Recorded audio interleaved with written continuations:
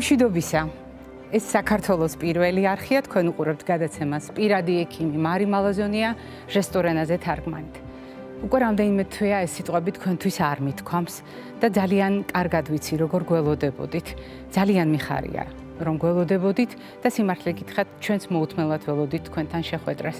განახლებული გუნდით, განახლებული ფორმატით და უამრავი სიახლით, რომლის შესახებაც აუცილებლად გზადაგზა გიამბობთ, მაგრამ რაც მთავარია, უცვლელი სათქმელით ჩვენ ვსაუბრობთ ადამიანზე.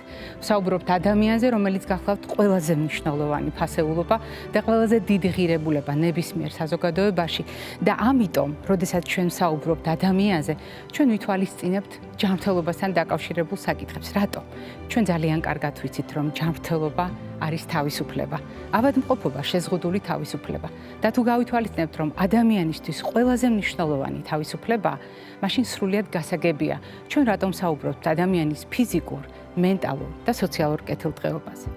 ძალიან დიდხანს ვემზადებოდი თქვენთან შესახვედრად, ძალიან ბევრი რამ დაგვიგროვდა სათქმელი ორივე მხარეს, თქვენს ჩვენთვის, ჩვენ თქვენთვის და ამიტომ მოდით გავიხსენოთ, ვიდრე ახალ სახლობასთან დაკავშირებულ მოკლე ექსკურსს შემოგთავაზებთ, როგორ ვემზადებოდით ჩვენ თქვენთან შესახვედრად.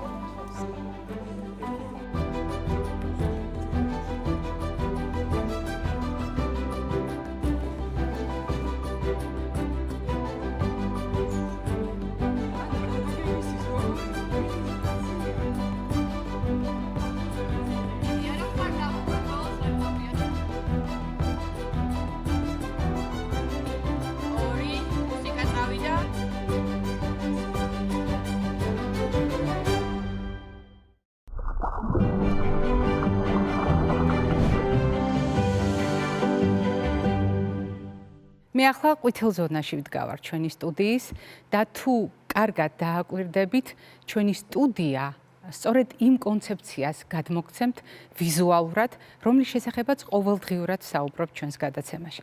ადამიანის ცხოვრების გზა სწორედ შუქნიშანს გავს. სადღაც ვჩერდებით, სადღაც სიფრთხილით ვიწყებთ გადაადგილებას, სადღაც უფრო მეტი ძალისხმევა გვჭირდება, რომ მკვეთრად გადავდგათ ნაბიჯები, მაგრამ მიუხედავად ყველაფრისა, ჩვენ ვინ არჩუნებთ სასიცოცხლო ენერგიას. რატომ? იმიტომ, რომ ადამიანებს სჭირდებათ ერთმანეთთან ურთიერთობა და ჩვენ როგორც სოციალური არსებები ერთმანეთის გარეშე ვერ ვართ სრულფასოვანი და ეს იმას ნიშნავს, რომ ასეთ შემთხვევაში ჩვენ გვჭირდება ერთმანეთთან ურთიერთობა, ერთმანეთის ტკივილის და სიხარულის გაზიარება. და მიუხედავად იმისა, როგორი იქნება ჩვენი შუქნიშანი, წითელი, ყვითელი, მწვანე მუდმივად ერთმანეთს ცვლის. ასეთია წელს ჩვენი კვებითი შუქნიშანი.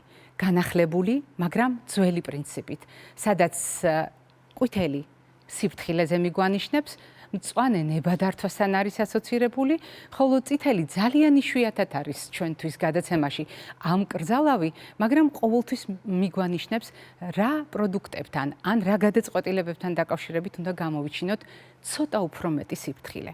განსაკუთრებით მნიშვნელოვანია ალბათ თქვენთვის და თვალშისაცემი, როგორ შეიცვალა არა უბრალოდ სტუდია, არამედ როგორ შეიცვალა მთლიანად გადაცემის შეფუთვა და გაჩნდა ნაცნობ მელოდიაზე აწყობილი ახალი ქუდი. ქუდი, რომელიც გარკვეულწილად არის ნაწილი იმ საპრომოციო რგოლისა, რომელიც თქვენ წინასწარ გიყვებოდათ ჩვენ ბრუნდებით ეთერში.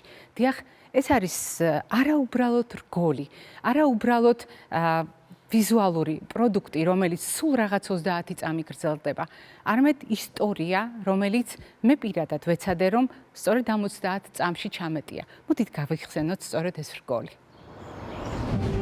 ჩემო ერთგულო მაყურებელო, უკვე 30 წელია პირველი არხის ეთერში მხედავთ. თუმცა ახლა მხოლოდ 30 წამი მაქვს, რომ თქვენთან ერთად განვლილ ცხოვრებაზე მოგიყვეთ. თანაც ისე, რომ ყოველმა წამმა წელიწადი დაიტიოს. წლების დაწურვა გამიჭირდება, მაგრამ ნამდვილად მოვასწრებ კიდევ ერთხელ გითხრათ. ადამიანის სიცოცხლე და თავისუფლება უმთავრესია. ადამიანია ყველაზე მნიშვნელოვანი ღირებულება ნებისმიერ საზოგადოებაში. სწორედ ამიტომ ჩვენ ვსაუბრობთ ადამიანზე.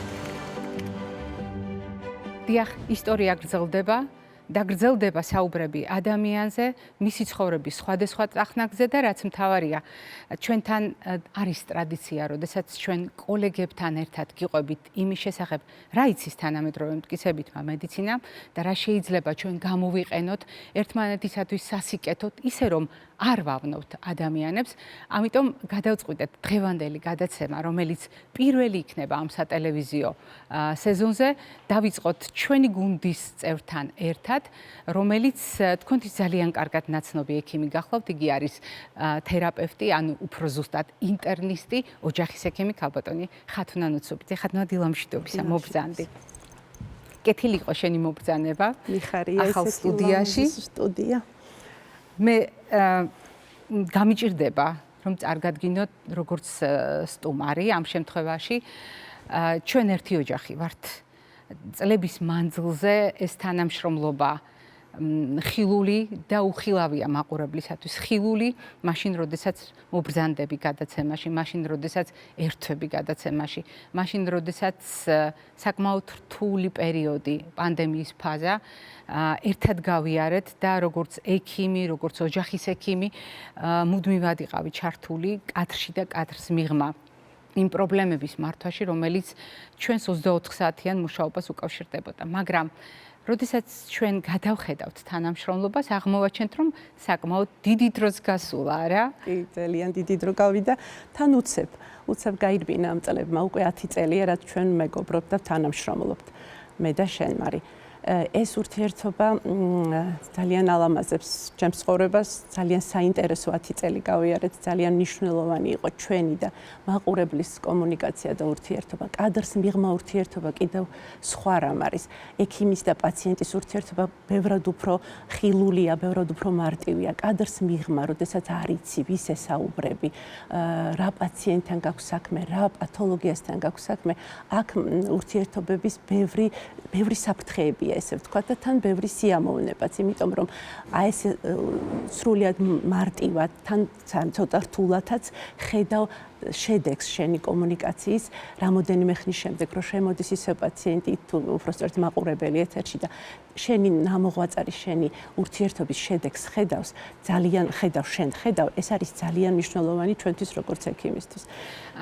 ცირთული ახსენე და ჩვენ უნდა აუცილებლად გავახსენოთ მაყურებელს, რა სირთულეს ქმნის მაგალითად მუდმივი კომუნიკაცია, როდესაც მაყურებელი გვისვამს კითხვას და ჩვენ ძალიან მოკლე დროში, ვიდრე ის კითხვას სვამს, უნდა გავიაზროთ შესაძლო პასუხი თანაც ისე, რომ არ დავუშვათ შეცდომა, ან მინიმალურად დავიცილოთ თავისთან ასეთი რისკები და რაც მთავარია, ისეთი რეკომენდაცია შევთავაზოთ მაყურებელს, რომელიც მისთვის საზიანო არ იქნება.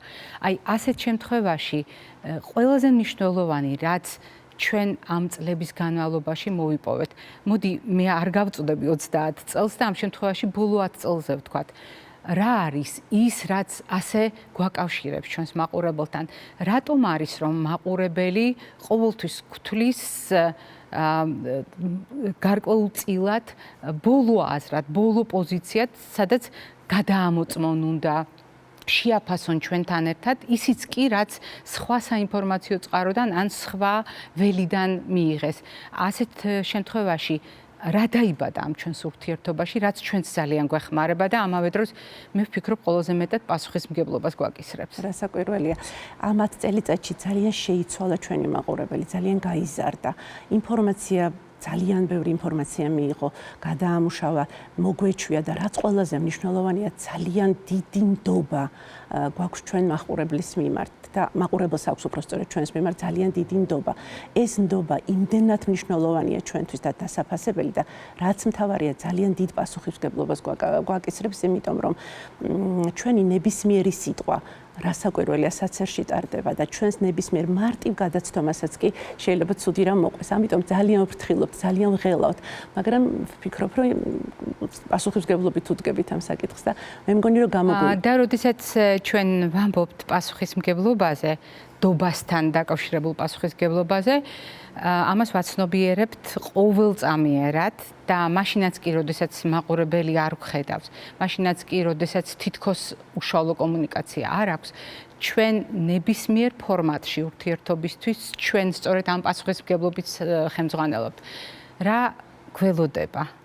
რას ველოდებით ჩვენ თვითონ, როდესაც იცვლება ადამიანი, იცვლება საზოგადოება, იცვლება ინფორმაციის წყაროები, როდესაც თანამედროვე ადამიანი წინათაობებისაგან განსხვავებით არის ჩემი აზრით კიდევ უფრო რთულ მდგომარეობაში. იყო ეტაპი, როდესაც ჩვენ არ ქონდა ინფორმაცია და ეს ყველა სფეროს თანაბრად ეხებოდა. დღეს პრაქტიკულად უზარმაზარია ინფორმაციის ნაკადი. ოკეანეა და შეიძლება მეტიც და ასეთ შემთხვევაში ადამიანი კიდევ უფრო უსუსური აღმოჩნდა, როგორც თანამედროვე ფსიქოლოგები გვეუბნებიან, დაბნეულობა, რასენდოს, შენ წაღან ახსენე ნდობა, რომელიც ჩვენ დაგვეხმარა, ეს რთული გზა გაგვევლა. და აი აქ სწორედ ეს აკლიათ თურმე ადამიანებს, ფსიქოლოგები ამბობენ, რომ სწორედ ნდობის პრობლემა ჩნდება ინფორმაციასთან. ამიტომ ჩვენ როგორ წარმოგვიდგენია ურთიერთობა იმ საზოგადოებასთან, რომელიც პრაქტიკულად ეკრანის მეშვეობით კომუნიკაციას ირჩევს ასაკის მიუხედავად და როდესაც საინფორმაციო სივრცე მარტო სატელევიზიო ან ბეჭდვითი პრესა არ არის, გაცილებით დიდია ის ნაკადი, რომელიც მაგალითად სოციალური სივრციდან მიეწოდება.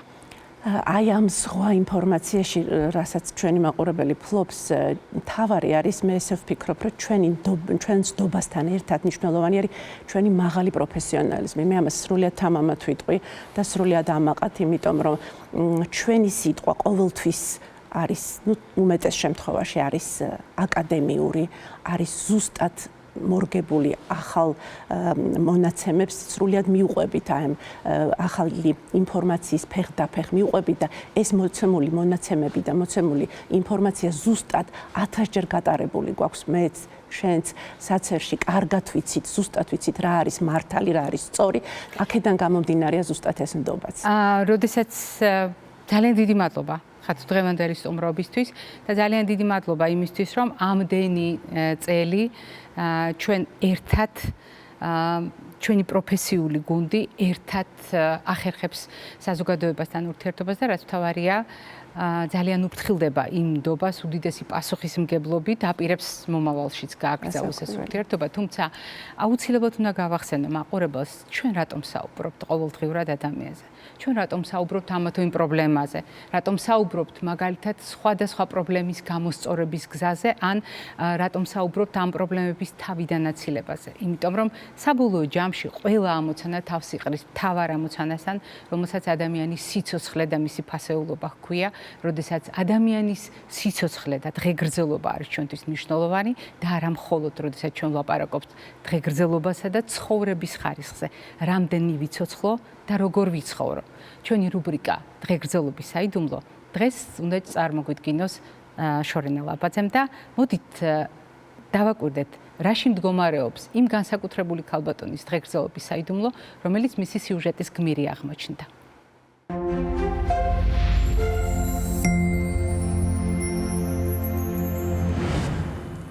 ჩემთვის ცხოვრება მოძრაობასთან ასოცირდება, მოძრაობა კი სირბილთან. მე ვარ მარიამ ვებხვაძე, 65 წლის. მყავს 2 შვილი და 8 შვილიშვილი.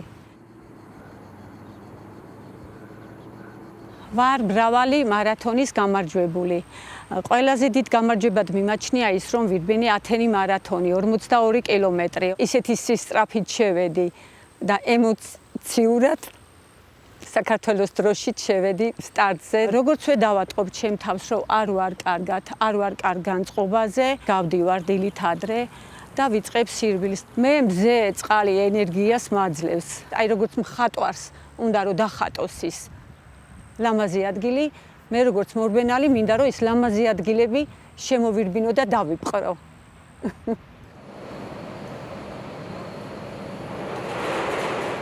მუშაობ კლინიკაში 40 წელია უკვე ვარ მედდა, დიალიზის მედდა. მთელი ცხოვრება ჯანმრთელობას მიუძღვენ. არ მეგონა თუ მე დამჭირდებოდა რამე ოპერაციული ჩარევა თან სახსრებზე, რომელიც ჩემთვის აუცილებელია.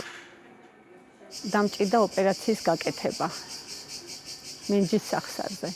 ეს ჩემთვის იყო დიდი ტრაგედია, იმიტომ რომ ვიცოდი, რომ დიდი ხანი აღარ მომიწევდა სირბილი, რომელიც ჩემთვის აუცილებელია და ჰაერივით მჭირდება. ოპერაციამდე ძალიან დიდი ტკივილები მქონდა. დუბაი მარათონი ძლივს ვირბინე და მაინც ბოლომდე დავფარე. პირველი კითხვა რაც მე ექიმს დაუსვი იყო ის ვირბენ თუ არა კიდევ. და კი ვირბენო. ოპერაცია იყო ჩემთვის მორიგი მარათონი, რომელშიც გავიმარჯვე. სირბილის დროს კი არ ვკარგავ ენერგიას, უფრო მეძლევა ენერგია. ყველას ეგ უკვირს, როგორ ასწრებ ამდენ რამეს. მაქვს ენერგია და ვიყენებ ამ ენერგიას. ძალიან ბევრი გარბენები მქონდა, სადაც ჩემი შვილიშვილები ჩემს გვერდით დარბოდნენ. ძალიან აქტიურები არიან. იმიტომ რომ ვებუყავთ ძლიერი. ყოფილა შემთხვევები, რომ ან დავღლილ ვარ, ან რამე პრობლემა ყოფილა, მაგრამ ჩემი შვილიშვილები რო გვერდით ყოლია, უფრო წინ წავსულ ვარ, იმიტომ რომ ბავშვებს არ უნდა მივცე საბაბი იმისა, რომ ვებო დაიღალა, არასდროს არ დავიღლები. მე ყოველთვის მჯერა ჩემი და ჩემი გამოცდილების და ჩემი ენერგიის. სირბილში მონაწილეობას არ იღებს მარტო ფეხები, მთავარია გული, სული და ენერგია. მინდა ჩემ შვილიშვილებს დაამახსოვრდეთ, რომ ბებო არასოდეს დანებდა.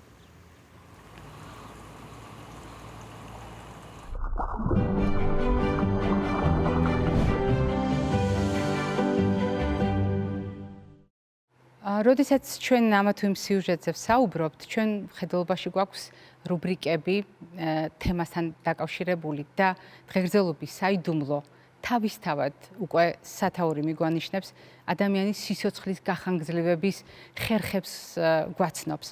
მაგრამ თუ ჩვენ ერთი მხრივ საუბრობთ ადამიანურ არჩევანზე, რომელიც სიცოცხლის გახანგრძლივებაში გვეხმარება, არის ძალიან მნიშვნელოვანი გარემოება, რომელიც შეიძლება სულაც არ იყოს ჩვენს არჩევანზე. მაგალითად, არის მდგომარეობები, როდესაც ჩვენი არჩევანით ვცდილობთ დრო შევმატოთ საკუთარ არსებობას და ასეთ შემთხვევაში დრო არის უმნიშვნელოვანესი რესურსი, რომელიც ჩვენი სასიცოცხლო ამოცანების შესრულებაში გვეხმარება. თუმცა არის მდგომარეობები, როდესაც პირიქით შეიძლება დროის უკმარისობამ შექმნას პრობლემები და ასეთ შემთხვევაში განსაკუთრებით მნიშვნელოვანია, როდესაც ბავშვების სიცოცხლეზე ვლაპარაკობთ. დიახ, არის მდგომარეობა, რომელსაც დღენაკლულობა ჰქვია. რა არის ეს? რა მდგომარეობა? დღენაკლულობა არის განსაკუთრებული მდგომარეობა, როდესაც მუცლად ყოფნის პერიოდი, ფიზიოლოგიური ვადა არის იმაზე მცირე, ვიდრე რეალურად მის განვითარება სჭირდება, ანუ ნაყოფის განვითარება სჭირდება. დიახ, ფიზიოლოგიურ ვადაზე ნაკლები. მოდით დავაზუსტოთ და ვთქვათ, რომ ადამიანის განვითარების სხვადასხვა ეტაპი ეს არის დრო. რა არის ჩვენი ასაკი? ჩვენი ასაკი არის დრო დაბადებიდან მოცემულ მომენტამდე. ჩვენი სიცოცხლეც დროა. დრო, რომელსაც ადამიანი საკუთარი ცხოვრების გზაზე გამოიყენებს. პატარები, რომლებიც დღენაკლულებად ითვლებიან, არიან სწორედ ის ადამიანები, რომლებმაც სიცოცხლის პირველი ფაზა, ანუ მუცლად ყოფნის ფაზა, ცოტა უფრო მოკლე პერიოდით გაიარეს. არის თუ არა ეს საყურადღებო თემა, რა თქმა უნდა ძალიან საყურადღებოა. არის თუ არა საზოგადოებისათვის საყურადღებო, გარდა იმ ოჯახებისა, სადაც დღენაკლულები იბადებიან, რა თქმა უნდა ძალიან საყურადღებოა. რატომ? იმიტომ რომ თანამედროვე გაგებით ადამიანის ცხოვრების ხარისხი განისაზღვრება მრავალი ფაქტორით და მათ შორის იმითაც მოცემულ საზოგადოებაში რამდენად ბევრი დღენაკლული პატარა იბადება და არის თუ არა ეს მთელი მსოფლიოსთვის საყურადღებო თემა. ამას ადასტურებს დღევანდელი თარიღი, დიახ, დღეს 17 ნოემბერია, რაც იმას ნიშნავს, რომ დღეს დღენაკლულთა მსოფლიო დღეს აღნიშნავთ და როგორც წესი, ჩვენ საუბრობთ ხოლმე ამ თემაზე ნეონატოლოგებთან, ანუ ახალშობილთა ექიმებთან ერთად და დღევანდელი ჩვენი გადაცემა არ იქნება გამონაკლისი, ჩვენი სტუმარი გახლავთ ნეონატოლოგიის დეპარტამენტის ხელმძღვანელი ექიმი ნეონატოლოგი ქალბატონი შორენა ჭანკვეტაძე. შორენა, მობრძანდით, დილამშვიდობისა. მოგესალმებით. მიხარია თქვენი სტუმრობა ახალ სტუდიაში, მით უფრო რომ ჩვენ გარკვეულწილად ვაგრძელებთ ტრადიციას და ტრადიცია უკავშირდება პრაქტიკულად დღენაკლულობასთან დაკავშირებულ ცნობადობას. სამწუხაროდ საზოგადოება ხშირად არასათანადოდ აფასებს ამ მდგომარეობას, ან პირიქით ხდება ხოლმე, რომ ზედმეტად შეშინებულები არიან მშობლები. ჩვენ რამდენიმე საკითხი გვაქვს ამასთან დაკავშირებული და ძალიან ბევრი გამოცდილება დაგვიგროვდა იმისთვის, რომ განსაკუთრებით ნეონატოლოგებს დაგიგროვდათ იმისთვის, რომ საზოგადოებას უთხრათ, არის თუ არა მართლაც ასე საგულისხმო ეს პრობლემა და არის თუ არა ოჯახების განათლება ასე მნიშვნელოვანი. დავიწყოთ თავიდან და ვთქვათ კიდევ ერთხელ, რა კი იცვლება სამედიცინო მონაცემები, რა კი იცვლება მედიცინის შესაძლებლობები. დღენაკლულობა რას ნიშნავს და როდის ვამბობთ, რომ პატარა დღენაკლულია? დღენაკული ახალშობილი, რომელიც იბადება 37 კვირაზე ადრე, თუმცა 37 კვირამდე დაბადებულ ბავშვებშიც კიდე არის განსხვავება გამოსავალშიც, რამდენად მცირე მასის არის, უფრო მეტია პრობლემა. დღენაკულობის რიცხვმა სამწუხაროდ არ მოიკლო, დაახლოებით 10% რჩება ისევ სტატისტიკურად. დღენაკული ბავშვები, ნადრევად დაბადებული ბავშვების პროცენტული მაჩვენებელი, თუმცა გაუმჯობესდა მათი გადარჩენა და გადარჩენის ხარისხი. რატომ გაუსვით ხაზი, რომ სამწუხაროდ არ მოიკლო მაჩვენებელმა? აი ეს მაჩვენებელი რაზე მიგვანიშნებს? რატომ არის მნიშვნელოვანი საზოგადოებისათვის, რომ ეს მაჩვენებელი დაბალი იყოს და არ მოიმატოს ამ მაჩვენებელმა? პრაქტიკულად ყველა ქვეყანაში, მათ შორის ყველაზე მეტად სადაც არის თუნდაც ნეონატოლოგია განვითარებული, იქაც კი ეს პროცენტი რჩება. ალბათ არა, ორსულობის პერიოდში მიმდინარე პრობლემებით, თანამედროვე ცხოვრებით და იმ გარემოებით, რა გარემოშიც ვცხოვრობთ. კვებიდან დაწყებული ჯანმრთელი ცხოვრების, დიახ, რა თქმა უნდა, ჯანმრთელი ცხოვრების წესით განპირობებული. როდესაც ჩვენ ვამბობთ დღენაკლულია, ახალშობილი, ეს უბრალოდ რიცხვებია, რომელიც უნდა გაითვალისწინოს მაგალითად ოჯახმა, სამედიცინო საზოგადოებამ. თუ ამ რიცხვების მიღმა იგულისხმება გარკვეული მდგომარეობები ან რისკები, რომელიც მარტო ექიმმა არ უნდა იცოდეს და ოჯახმაც უნდა იცოდეს. დიახ, რა თქმა უნდა, დღენაკლობა არ არის მხოლოდ ციფრები. რა თქმა უნდა, ყველა დღენაკი პირველ რიგში არის ინდივიდუალური და ყველას აქვს ინდივიდუალური პრობლემა. დღენაკლობა არ ნიშნავს რაიმე დაავადებას, ეს ნიშნავს, რომ ამ ბავშვებს არ აქვს ორგანოებს არ აქვს ჩამოყალიბება დამთავრებული და შესაბამისად მათი ფუნქციონირება იმ გარემოში, რომელ გარემოშიც გამოდის ნადრევად, სრულყოფილად შეუძლებელია. ეს უფრო მეტად არის გამოხატული, რაც უფრო მცირე გესტაციის და მცირე წონის არის ახალშობილი. ანუ რაც უფრო ადრე დაიბადება, ხო, ამას გულისხმობ? არის პრობლემები, რომელიც არის დაბადებისთანავე და არის პრობლემები, რომელიც არის უფრო გრძელვადიან პერსპექტივაში, რომლის შესახებაც აუცილებელია, რომ იცოდეს მშობელმა. რა თქმა უნდა, მაგალითად, მე გერთვებით, იმიტომ რომ ძალიან ბევრი მშობელი სვამს ამ ტიპის კითხვას. დღეს რა პრობლემა შეიძლება ქონდეს ბავშვს, რომელიც მითხრეს, რომ დღენაკლულია და თუ შეიძლება ეს მდგომარეობა აღმოჩნდეს მისთვის ტვირთი მომავალში ცხოვრების სხვადასხვა ეტაპზე. პირველ რიგში ვიტყვი, რომ ყველა ბავშვს აქვს შანსი, რომ იყოს აბსოლუტურად სრულყოფილი სოციუმის სრულყოფილი წევრი და ჩვეულებრივი ადამიანი, როგორც სხვა დროულად დაბადებული. ამის შანსი ყველა დღენაკულ ბავშვს აქვს, თუმცა არის გარკვეული რისკები, რის შესახებაც მშობელმა აუცილებლად უნდა იცოდეს და აუცილებლად ჩაუტაროს თუნდაც სკრინინგ ტესტების სახით, მიუხედავად იმისა, რომ შეიძლება კონკრეტულ აი ამ პაციენტთან ბავშვთან არ გამოვლინდეს მომავალში რაიმე ტიპის პრობლემა.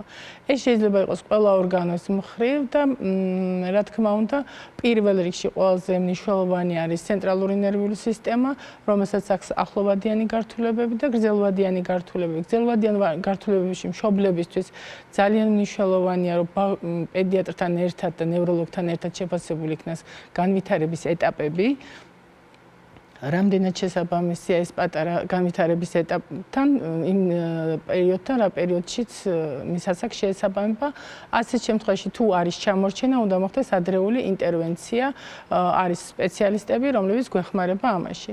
ასევე ხშირია ხოლმე აუტიზმი ესეთ ბავშვებში, დღენაკულ ბავშვებში სხვათა შორის და ძალიან მნიშვნელოვანია, რომ სკრინინგ ტესტი ჩატარდეს უკვე წლინახევრის ასაკში აუტიზმი. ხშირ შემთხვევაში მშობლები, რადგან ბავშვი თუნდაც სიტყვებს ამბობს, დადის, მოტორიკა კარგად განვითარებულია, ყველა ეტაპი შეიძლება შესაბამისი იყოს იმ ასაკის განვითარების, მაგრამ ვერ შეამჩნიოს მშობელმა. ამიტომ აუცილებელია, რომ წინახევრის ასაკში ბავშვთა ფსიქოლოგმა ნახოს პატარა განსაკუთრებით. შორინა, ამას ეუბნებით თქვენ მშობლებს აფრთხილებთ ამის ყველა შესახებ? მშობელს, დაბადების დროსაც ვეუბნებით და შემდგომაც თუ ჩვენთან რჩება მეთვალყურების ქვეშ, ან სადაც არ უნდა იყოს, არ აქვს მნიშვნელობა, ყოველთვის ინფორმირებული არის მშობელი. მაქსიმალურად ვცდილობთ, რომ ანუ რეალურად ეს გარკვეულწილად არა მარტო მედიკოსის, არამედ მშობლის პასუხისმგებლობაა, იმიტომ რომ მას აფრთხილებენ ამის შესახებ, მიუთითებენ და როდესაც ეს ვადა ახლოვდება, მან უნდა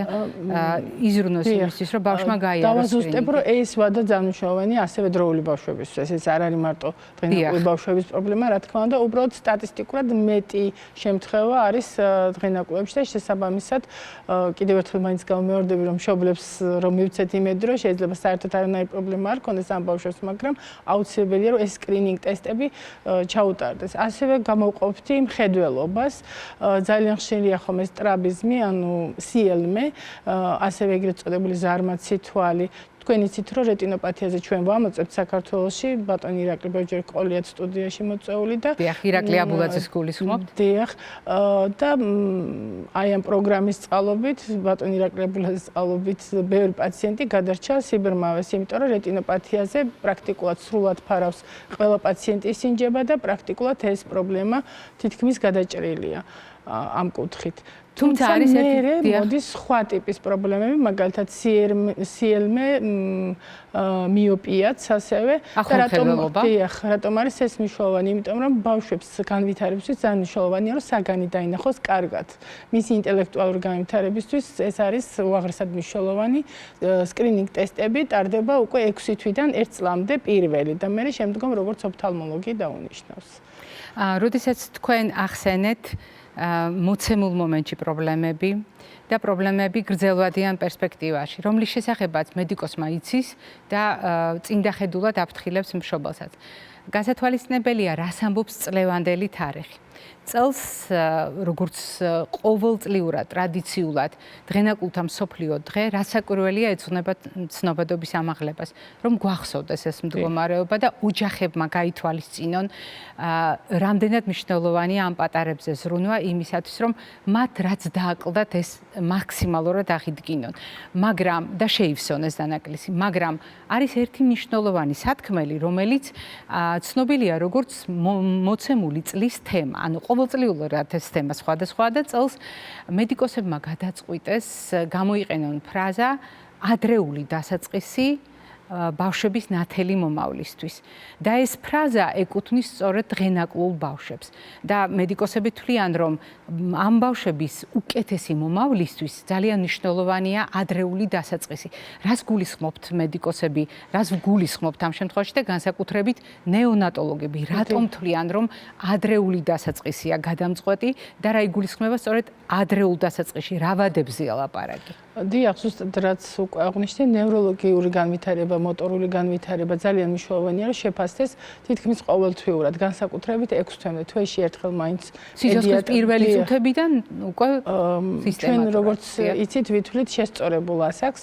მოდით გავახსენოთ ეს შესწორებული ასაკი. ჩვენ ვიცით, რომ თუ ნადრევად დაიბადა ახალშობილი, 37 კვირამდე არ განვიხილავთ მათ როგორც დროულ ბავშვს, განვიხილავთ მხოლოდ 37 კვირის შემდეგ.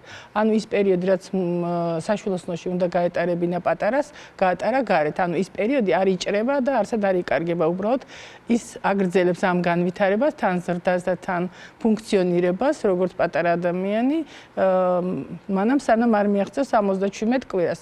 ამიტომ 37 კვირის თქვათ თუ დაიბადა 23 კვირის ახალშობილი, ან 30 კვირის ახალშობილი და 7 კვირას ყოფენ დაახლოებით დამოკიდებულია კლინიკაზე, უმრავლეს შემთხვევაში 36-დან 36 კვირამდე აღწევენ ისეთ სიმწიფის ხარისხს, რომ აკმაყოფილებენ გაწერის კრიტერიუმს. ანუ იქედან ითვლება დაახლოებით მისი ასაკი, ანუ როცა ის დატოვებს ახალშობილთა ინტენსიური თერაპიის განყოფილებას, პრაქტიკულად იქედან ვითვლით მის ასაკს. ანუ თუ ბავშვი დაბადებიდან არის იგივე ახალშობილი 30 კვირის დაბადებიდან არის თქვათ 3 თვის მშობლის აღქმით, ამას უნდა დავაკლოთ 7 კვირა, ანუ დაახლოებით გამოდის 2 თვე და 1 კვირა. მოდით უფრო მარტივად რომ ვთქვა, თუ მაგალითად მუცლადყოფნის პერიოდში ბავშვს 1 თვე დააკლდა პირობიდან ან 2 თვე დააკლდა და ახლა არის 5 თვის. ჩვენ ვამბობთ, რომ ის არის 4 თვის, ან არის 3 თვის, იმის მიხედვით რამდენი დააკლდა. ეს არის შესწორებული ასაკი და ამის გათვალისწინება არის განსაკუთრებით მნიშვნელოვანი. ამასაც უნდა შეესაბამებოდეს მისი განვითარება. ძალიან დიდი მადლობა შორენა ჩვენთან სტუმრობისთვის. მადლობა იმისთვის, რომ მიუხედავად ყველაფრისა, ჩვენ არ ვარღვევთ ტრადიციას და დღენაკლობასთან დაკავშირებით საზოგადოებას უყვებით. უყვებით არა იმიტომ, რომ შევაშინოთ, არამედ იმიტომ, რომ გავახსენოთ. დღენაკლობა მთელი საზოგადოებისათვის არის ჩვენი ცხოვრების ხარისხის შეფასების კრიტერიუმი და რაოდენ უცნაურიც არ უნდა იყოს, როგორ კარგადაც არ უნდა ვგრძნობდეთ ჩვენ თავს, თუ საზოგადოებაში, ჩვენს ქვეყანაში ბევრი დღენაკლული იბადება, ეს საერთო ცხოვრების ხარისხზე ცუდად მიანიშნებს. და მეორე ძალიან მნიშვნელოვანი საკითხი, დავიწყოთ ადრე. დავიწყოთ ბავშვებზე ზრუნვა. ბავშვის დაბადებამდე, მუცლადყოფნის პერიოდში და სიცოცხლის პირველივე წუთებიდან იმისათვის, რომ დღენაკლობა ტვირთად კი არ გვექცეს, არამედ ეს იყოს უბრალოდ საბაბი დავფიქრდეთ კიდევ უფრო მეტად ბავშვის ჯანმრთელობაზე და მომავალზე ზრუნვისთვის. დღევანდელი ჩვენი გადაცემის მეორე ბლოკის სტუმარი კი გახლდათ ნეონატოლოგი, ნეონატოლოგიური დეპარტამენტის ხელმძღვანელი ქალბატონი შორენა ჭანკვეტაძე. მე ჯერ არ გემშვიდობებით და რა თქმა უნდა, წინ კვებითი შუქნიშანი გვექნება.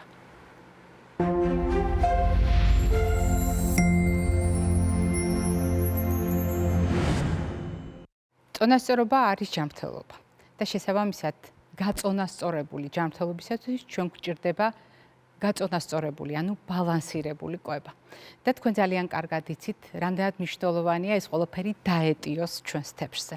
თეფში, რომელიც დღიური რაციონის სიმბოლოა და გახსოვთ, გულისხმობს იმას, რომ სულ ცოტა ნახევარი უნდა იყოს ბოსტნეული და ხილი ბოსტნეულის უპირატესობით, ცილასთან და მარცვლეულ ბურღულეულთან კომბინაციაში. ეს თემა ჩვენთვის დღეს ძალიან მნიშვნელოვანია. რატომ? როდესაც დღენაკლულთა კვებაზე ვსაუბრობთ, თქვენ ვერც კი წარმოიდგენთ, რომ დღენაკლული პატარა თეფშს მიუჯდება, მაგიდასთან დაბრძანდება და ასეთი თუნდაც დაბალანსებული კვებიდან მიირთმევს საკვებს. ასეთი თეფშიდან აირჩევს პროდუქტებს. მაგრამ ეს ყველაფერი ძალიან მარტივად შეიძლება გადავთარგმნოთ სხვაგვარად მისთვის საჭირო კვებასთან მიმართებაში და რაც თავარია გადავთარგმნოთ მისი დედიკოს ჯანმრთელობის კონტექსტში. რატომ არის ეს ასე მნიშვნელოვანი? როდესაც ჩვენ დღენაკლულებზე ვსაუბრობთ, დღენაკლულთა შემთხვევაში უნდა გავითვალისწინოთ რამდენიმე ძალიან მნიშვნელოვანი საკითხი. ნებისმიერი ახალშობილი ნიშნავს იმას, რომ იწყებს განსხვავებულად კვებას და განსხვავებულად იმ მოდელისგან, რომელიც მას ჰქონდა მუცლადყოფნის პერიოდში. მუცლადყოფნის პერიოდში დედი იყო ყველა საკვები ნივთიერების წყარო, დედის ორგანიზმიდან სისხლს მიჰქონდა ნაყოფის ორგანიზმში ყველა აუცილებელი საკვები ნივთიერება. და როდესაც ჩვენ საუბრობთ მუცლადყოფნის პერიოდზე და ახალშობილზე, ჩვენ უნდა გავითვალისწინოთ, რომ მისი კუჭნაწლავის სისტემა პრაქტიკულად სტერილურია. რას ნიშნავს? თუ ჩვენ ვამბობთ მიკრობიომსა და მიკრობიოტაზე, ანუ იმ მიკროორგანიზმების სამყაროზე, რომელიც ჩვენს ჯანმრთელობას განსაზღვრავს, ახალშობილების შემთხვევაში ეს გასათვალისწინებელია და განსაკუთრებით დღენაკლული ახალშობილების შემთხვევაში. რატომ? იმიტომ რომ პირველი თავარი პრობლემა, რაც მათ შეიძლება ჰქონდეთ კვებასთან დაკავშირებით, ეს არის უმწიფარი კუჭნაწლავის ტრაქტი, მოუმწიფებელი საჭმლის მომნელებელი სისტემა. და ასეთ შემთხვევაში ყველაზე საგულისხმო არის სწორედ ის ლამაზი გამოსახულება, რომელიც ახლა ჩვენთან ეკრანზეა. ანუ ის მიკროორგანიზმები, მათი მრავალფეროვნება, როგორც გითხარით, თავდაპირველად პრაქტიკულად სტერილურია ეს სივრცე და ბიომრავალფეროვნება ნელ-ნელა ყალიბდება და ბევრად არის დამოკიდებული იმაზე, რამდენად სრულფასოვნად იკვებება დედა.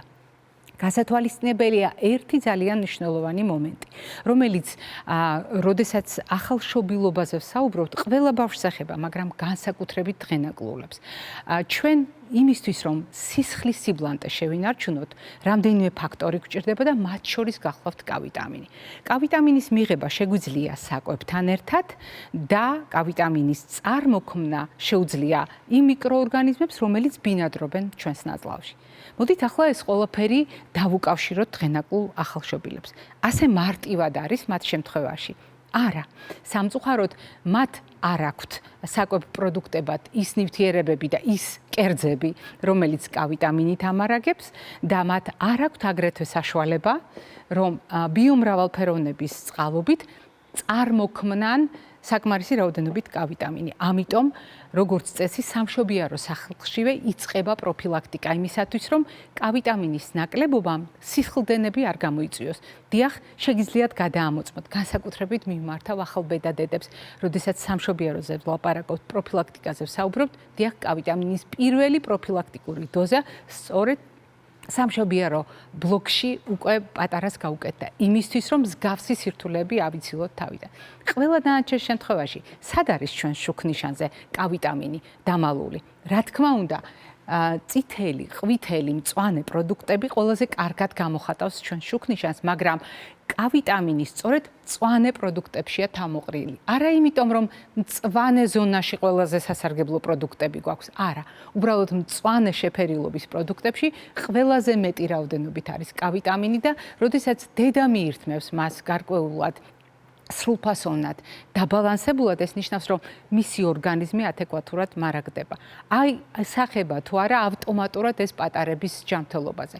სამწუხაროდ, ასეთი პირდაპირი კავშირი არ გვაქვს, მაგრამ დედის კვების მრავალფეროვნება უზრუნველყოფს იმას, რომ ახალშობილის ნაწლავის მრავალფეროვნება ჩამოყალიბდეს ბუნებრივი კვების პროცესში. დიახ, ბუნებრივი კვება არის ის მნიშვნელოვანი საკითხი, მეორე საკითხი თუ პირველი არა, იმისთვის რომ გავითვალისწინოთ დღენაკულთა ჯანმრთელობა და დღენაკულთა რისკების შემცირება.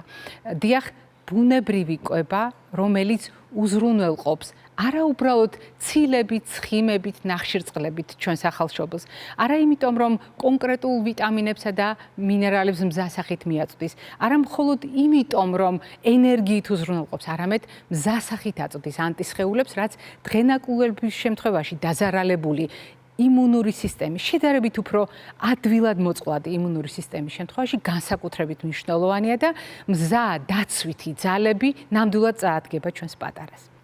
ერთი მნიშვნელოვანი საკითხი აუცილებლად, რომელიც უნდა გავითვალისწინოთ ოჯახებში, როდესაც დღენაკურებზე ვსაუბრობთ, უმწიფრობა, ანუ მოუმზადებელი სხვადასხვა სისტემა ძალიან მნიშვნელოვანია. რა თქმა უნდა, მოდით გადავავლოთ კიდევ ერთხელ თვალი ჩვენს კვებით შუქნიშანს. ყველა პროდუქტი, რომელიც აქ არის განთავსებული, სხვადასხვა სახის ხილი და ბოსტნეული წყლის უხვად შემცველია. მაგრამ ჩვენს პატარას ამას ხომ ვერ ვაწვდით და ამიტომ ჩვენ უნდა გავითვალისწინოთ ერთი მნიშვნელოვანი ფაქტორი. დღენაკურლების კანი ადვილად კარგავს წყალს. დღენაკურლების კანი ძალიან ადვილად შეიძლება გამოშრეს.